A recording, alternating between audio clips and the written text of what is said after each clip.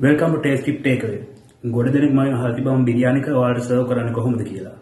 ඉතින් අද අපි ඒ ගැන බලමු. මේක නිකම් බිරියානි කනේ මේ තමයි මගේ සිග්නේචර් ඩිෂ් එකක් වෙන ගුන්තූර් බිරියානි. ඉතින් මෙහෙම තමයි මම ඔයාලට මගේ බිරියානි එක සර්ව් කරන්නේ.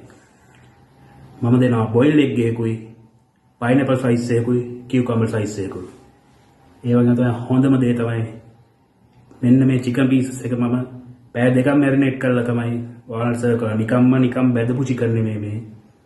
පැය දෙකක් මැරිනේට් කරපු ග්‍රේවි එකේම කුක් වෙන චිකන් පීස් එකක් තමයි මම සර්ව් කරන්නේ. ඒ විතරක් නෙමෙයි. මම තව දෙනවා රයිතා සලාඩ් එකයි, ස්පයිසි කාර්ලි සම්බල් එකයි. ඒ වගේම තමයි මේ තමයි ග්‍රේවි එක. නෑ.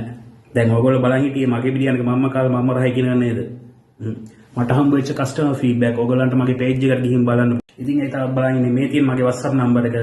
දැන් ඔයාලට මගේ බිරියානියක් කන්න ඕන නම් මේ WhatsApp නම්බර එකට මට මැසේජ් එකක් දාන්න.